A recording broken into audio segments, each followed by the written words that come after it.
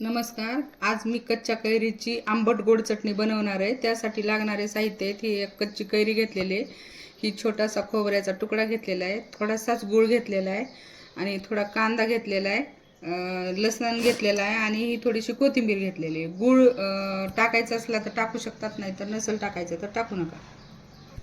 आता मी हे सर्व साहित्य मिक्सरमधून फिरून घेणार आहे. खोबऱ्याचा तुकडा मिक्सरमधून निघत नसल्यामुळं मी थोडासा खलबत्त्यामध्ये ठेचून घेतलेलं आहे खोबरं. ही खोबरं टाकणार आहे मी अगोदर. नंतर टाका कांदा, हे कोथिंबीर आणि गूळ आणि ही कैरीचे मी काप करून घेतलेले आहेत, हे पण ह्याच्यात टाकणार आहे. चवीनुसार थोडंसं मीठ टाका.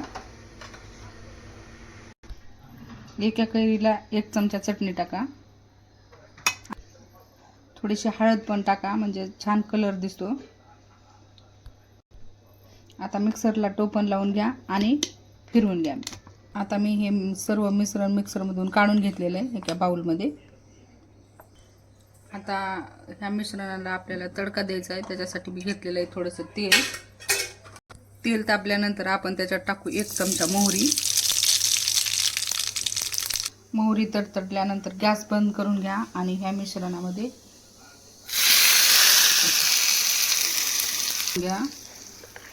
हे गरम भाताबरोबर खायला खूपच छान लागते चटणी, किंवा मग वरण केल्यानंतर तोंडी लावायला पण छान लागते वरणपोळीबरोबर. ही कैरीची आंबट गोड चटणी आवडली असेल तर नक्की ट्राय करा. व्हिडिओला लाईक करा आणि चॅनलला सबस्क्राईब करा. थँक्यू.